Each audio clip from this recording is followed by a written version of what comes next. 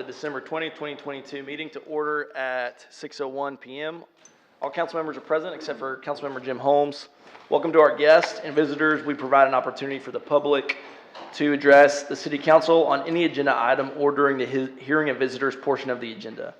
On items other than the public hearings, speakers will be allotted one 3-minute presentation regardless of the number of agenda items the speaker wishes to address. If you're here to speak and have not filled out a registration card, please see the city secretary staff at the registration table outside of the auditorium so that staff can contact you if necessary. If you have handouts, please let us know at the beginning of your presentation, and staff will distribute those to council. If you're unable to approach the podium due to physical limitations, a microphone is available to be brought to you. Please join us for the Pledge of Allegiance. Pledge allegiance to the flag of the United States of America and to the republic for which it stands, one nation, under God, indivisible, with liberty and justice for all. Our first item of business is to consider the December 6th, 2022 regular City Council meeting minutes. These minutes were provided in your meeting packet. Are there any corrections? If not, those minutes will stand approved as submitted, and we will now transition to the public hearing portion of our meeting. First public hearing we have is public hearing 2022-963. Good evening, Honorable Mayor and City Council. This is a public hearing to receive comments on the 2021-2022 Consolidated Annual Performance and Evaluation Report to the U.S. Department of Housing and Urban Development. The city is required to complete and send to HUD on an annual basis a CAPER which describes the activities undertaken during the program year using federal funds granted to the City of Waco by HUD. This year's CAPER covers the period of October 1st of 2021 to September 30th of 2022. A draft copy of the CAPER was put out for public comment on December 8th, 2022 and will remain out for public comment for 15 days. Notice was posted in the Waco Tribune Herald on December 7th, 2022. Copies are provided in the Housing and Community Development Department office located at 209 South 28th Street, the City Secretary's office, and in all 4 public libraries for review by the public. In addition, a copy is available on the city's website on the Housing and Community Development Department webpage. No comments were received as of this public hearing date. No formal action is required by council other than this public hearing. Thank you, Gaylor. Are there any questions for staff? If not, we'll open up a public hearing for comments. Is there anyone here to speak on this item? All right. If not, then we will close the public hearing, and there's no council action required for this public hearing, so the next item is public hearing 2022-964. Honorable Mayor, members of the council, this is a continuance of a public hearing to consider an ordinance of the City of Waco, Texas, abandoning a portion of an alley located near Jefferson Avenue and North 9th Street, described as a .075 acre parcel of land located within Farm Lot 17 of the City of Waco, McLennan County, Texas, and being a portion of a 20-foot wide alley located between Columbus Avenue and Jefferson Avenue, finding no duty to maintain, authorizing the city manager to execute quitclaim deeds, providing a severability clause, and finding determined at the meeting which this ordinance is passed is open to the public as required by law. By a vote of 6-1, the Plan Commission recommended approval of the abandonment based on the following findings and condition.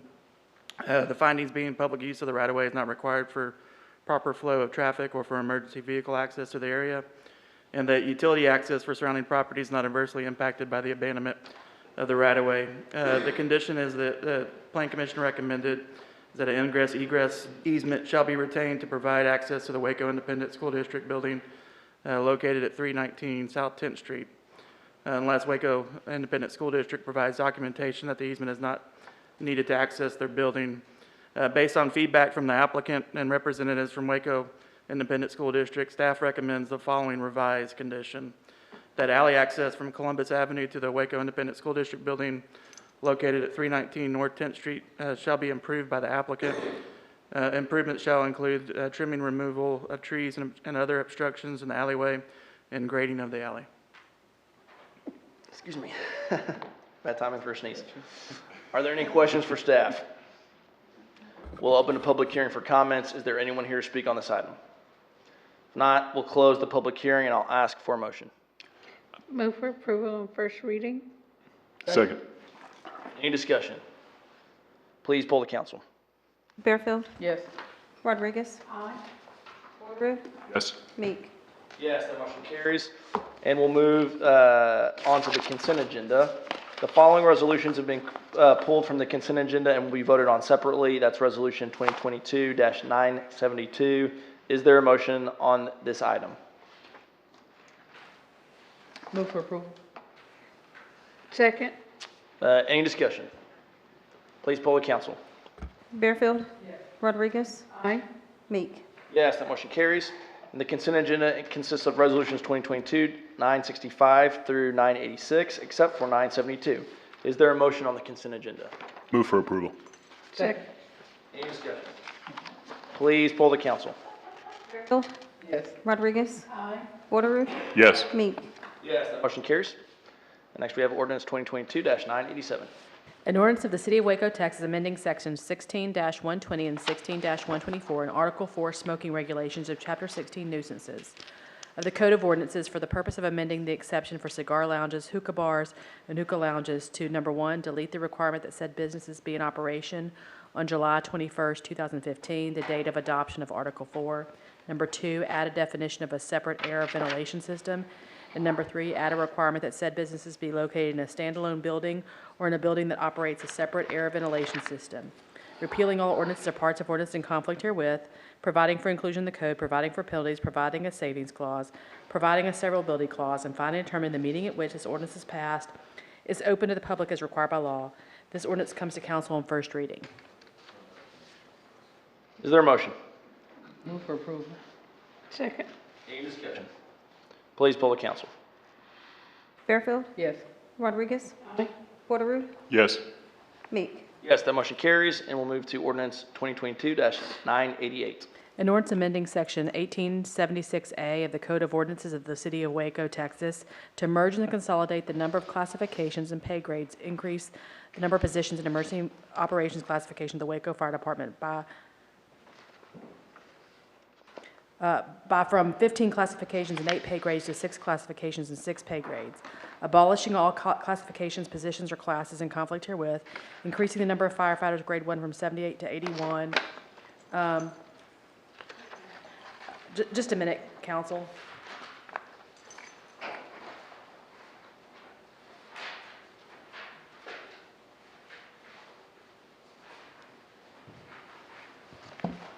You want me to tell some jokes? No? Okay, all right. She wants us to dance up there. Dance, yeah. No. You can open up the podium Okay, for Christmas. I'm gonna start over on that.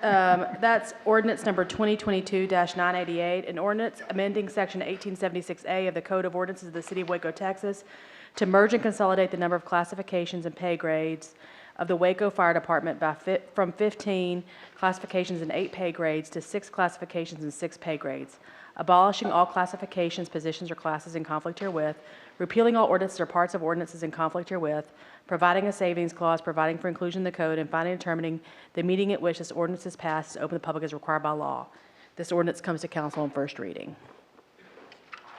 Is there a motion? Move for approval on first reading. Second. Any discussion? Please poll the council. Bearfield, Rodriguez. Porter, Meek. Motion carries. We'll move to ordinance 2022-989. An ordinance authorizing a developer participation agreement with 701 Washington LLC to allow the City of Waco to participate in the total cost of oversizing of improvements, increasing capacity to existing sewer improvements necessary to provide adequate future capacity to downtown redevelopment within the sanitary sewer basin of 7th Street and Washington Avenue, an amount not to exceed the total amount of $400,000 to be paid monthly at an amount not to exceed 40% of this total cost of oversizing per month, in accordance with Texas Local Government Code Sections 212.071 through 212.074. authorizing the city manager to execute any documents in connection therewith, repealing all ordinances or parts of ordinance in conflict herewith, providing a savings clause, and finally determining the meeting at which this ordinance is passed is open to the public as required by law. This ordinance comes to council on first reading. Is there a motion? Move for approval. Any discussion? Please poll the council. Fairfield. Yes. Rodriguez. Aye. Bordereau. Yes. Meek.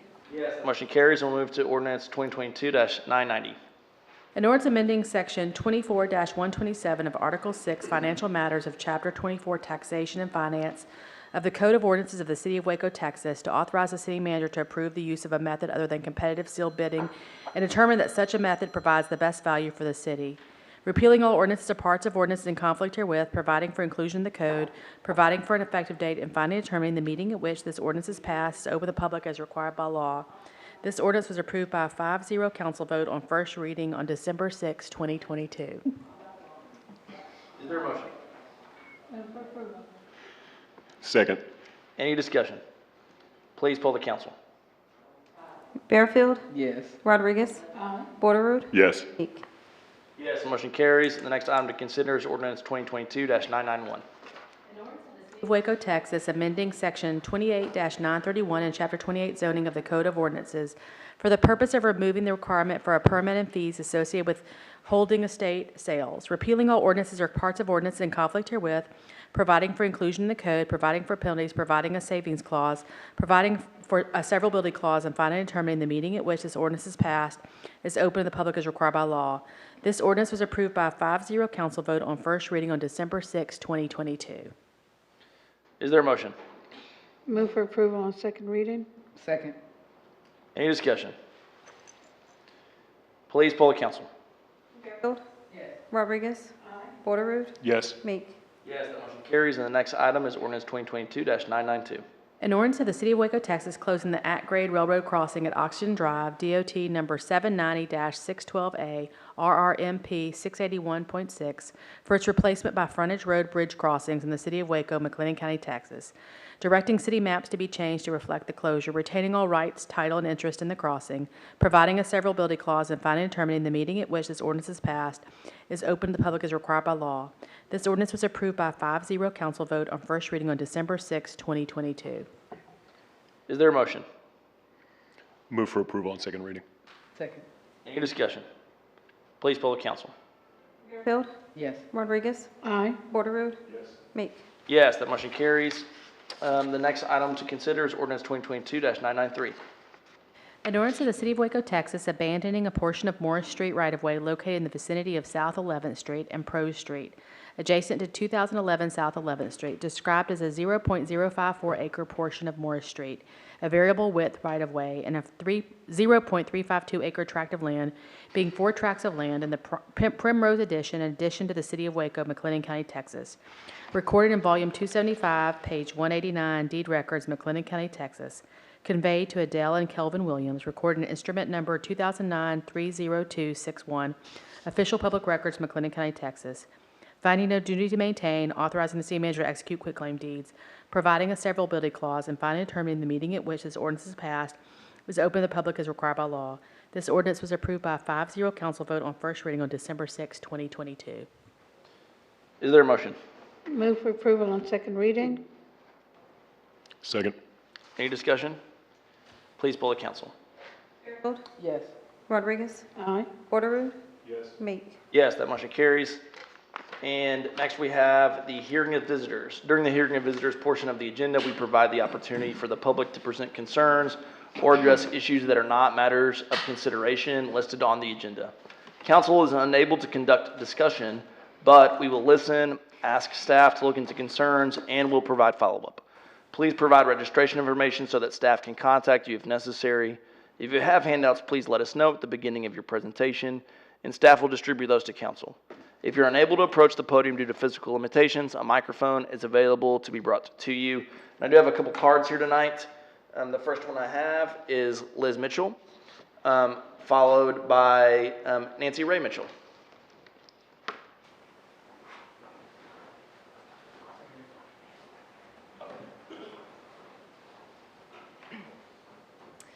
Good evening. I did provide handouts so Yep, that y'all we should got 'em. have that. Perfect. Okay. So good evening. My name is Liz Mitchell, and I'm here tonight to talk about the China Spring Park. I know the closing date isn't until December 30th and that there will be multiple public comment periods in 2023. However, I wanted to immediately bring the issue of the old growth forest to the City Council's attention. I'm here to advocate for keeping all of the trees in the 85 acres of land intact and not to clear trees for parking lots, ball fields, buildings, etc. I have 2 biology degrees from Texas A&M College Station and am a biology professor at MCC. I'm admittedly a tree lover and could certainly talk about the ecological benefits of trees all night. However, I'm here to talk to you about the health and subsequent economic benefits of tree-filled green spaces. As a scientist, I approach issues and problems by looking at the available scientific data. To prepare for tonight, I combed through the scientific research. It turns out there's an entire discipline that could fill a whole textbook devoted to looking at the health benefits of tree-filled green spaces. I've summarized these studies in the document that I've provided, and I'm happy to answer any questions on that research going forward. The punchline to the research is this: trees empirically support the mental and cardiovascular health of a community. Mental and cardiovascular health challenges certainly rob individuals and families of quality of life. They also cost families, employers, and communities untold sums of money. For example, it is estimated employers spent on average $4,700 per year per employee struggling with mental health issues due to days of lost productivity. School absences due to mental health challenges affect attendance, which affects school funding. The pandemic has already made alarming trends in mental health worse, especially amongst young people. For cardiovascular disease, a study in 2015 estimated 1 out of every 6 U.S. health dollars was spent on cardiovascular disease.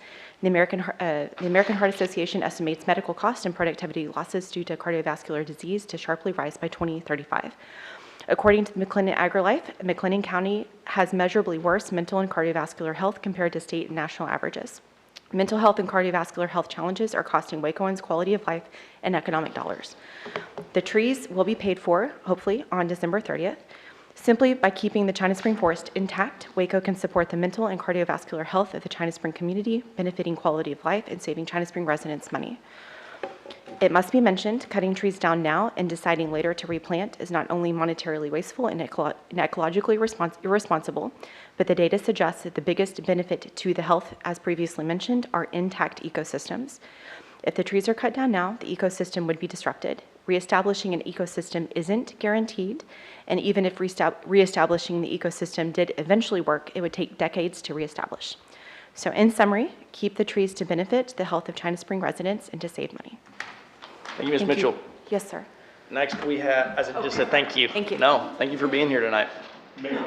I don't mean to, I know we can't respond to the comments, but just as a note for staff, if there's a way that maybe the professor could get plugged into parks, just for an input perspective there. Sure, we'll continue communicating with Ms. Mitchell in the coming days. Perfect. Thank you so much. And next, we have Nancy Ray Mitchell, followed by Susan Koshian.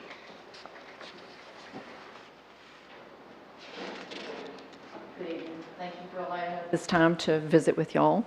My name is Nancy Ray Mitchell. I've lived in the Lake Oaks Village Estates out in China Spring for 39 years. And I'm also here to talk about the park that's proposed at Flat Rock and Skeet-Eason. And I'm also here to talk about the trees, although I'm not a biologist. I do understand with building of the park, there will be the undergrowth of trees that will need to be taken out, and there'll be dead trees that need to be taken out and cleared. But I'm also concerned about too many trees being taken down. And the reason because of that is trees do help reduce stormwater runoff and reduce the risk of erosion. The vegetative cover or the leaves of the tree shield the soil surface from raindrop impact when the rain hits the ground so hard that it dissipates the dirt in the soil. Also, the roots hold soil particles in place. They stabilize the bank materials, help the ground absorb water, and slows the runoff. Grasses in the area also help slow the runoff and help maintain the soil. Now, there's been flooding several times at the corner of Flat Rock where Skeet-Eason comes into Flat Rock where the creek crosses over the road. And it would be so deep you were not able to cross it, and you'd have to go to 1637 and then 185 back into the neighborhood. So there has been flooding there before. Now, I know we've been in drought conditions recently, but there have been floods at Lake Waco when Waco was not even getting rain. And the reason of this is because the stream runoff and the river runoff into lakes north and west of Waco that empty into Lake Waco, this happened in 2007 and 2017, are collected in Lake Waco. Then Lake Waco was unable to release that extra water downstream to empty into the Gulf. And the reason because of that was Hurricane Harvey that was sitting on top of Houston. So we don't even have to get that much rain in order for it to cause us problems here.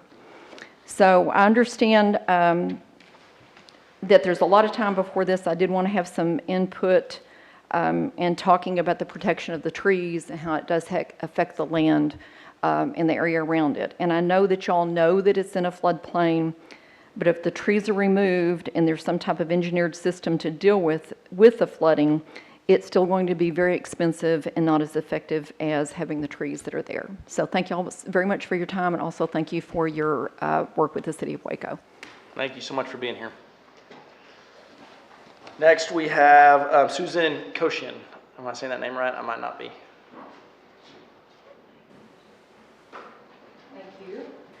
I am here to talk about the living conditions at the historic lofts of Waco High. I'm a lifelong resident of McKinnon County, and I have to say, I've never in my life seen such horrible, disgusting, sad living conditions at these lofts. I was there for 2.5 months. I had 2 water leaks in those 2 months, coming from the ceiling, one in the bathroom. It eventually went into the walls. I had another leak in the kitchen where I actually had to put an ice chest and buckets underneath it to catch the rain. Those 2 leaks were not fixed before I left.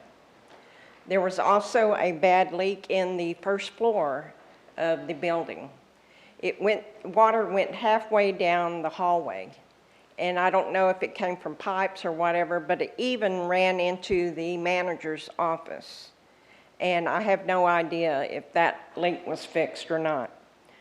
We know what happens when water goes down into walls. It can cause mold. You have infants, children, disabled citizens, senior citizens living in this building. And it is unfit to be living in. It actually needs to be condemned, in my opinion. I sent in my presentation on PowerPoint. There's a video in there. A neighbor came and got me, and she said that water was coming into her bathroom. I went and looked at it, and there was rainwater pouring into her bathroom. I actually took a video of it. It's in the PowerPoint presentation. If you turn the sound up, you can hear the rain coming in. Residents deserve better than what they're getting. And I read an article in the Trib that was written by Mike Copeland. The developer of that property, he named as Jerry Dyer. He was pursuing a designation from the Texas Historical Commission. With that designation, I thought he would allow him to receive tax credits on his investment. WISD was to get $500,000 of the profit that he made off of that. So I don't know if he's getting tax credits from the county or what, but you would think if he was, that he would have to keep the building up to continue to get those tax credits. I don't know if the WISD got that money, but he might want to check on it. But the living situation there is deplorable.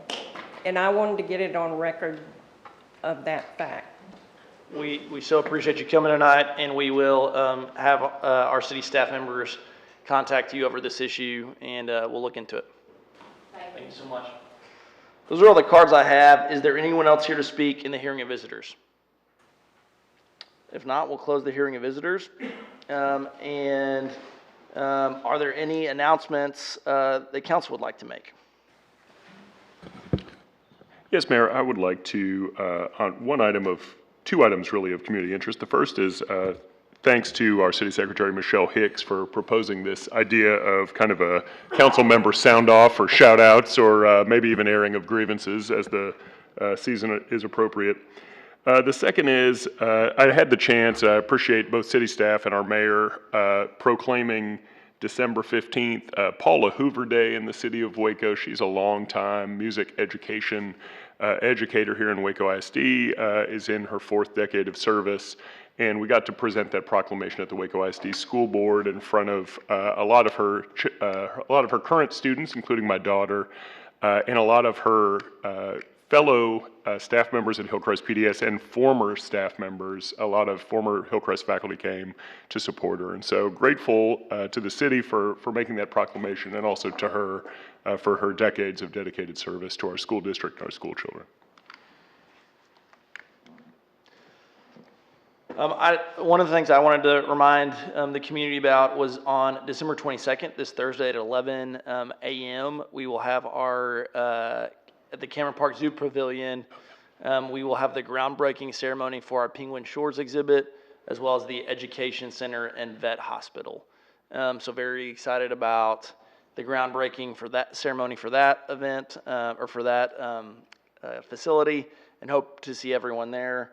Also, again, as we close out the year, Bradley mentioned this at the beginning, we had 993 items, almost a full 1,000 items this year. And I just want to thank our city staff, who is ambitious and hardworking and cares deeply about each of the members of this community, cares deeply about making Waco a better city for everyone.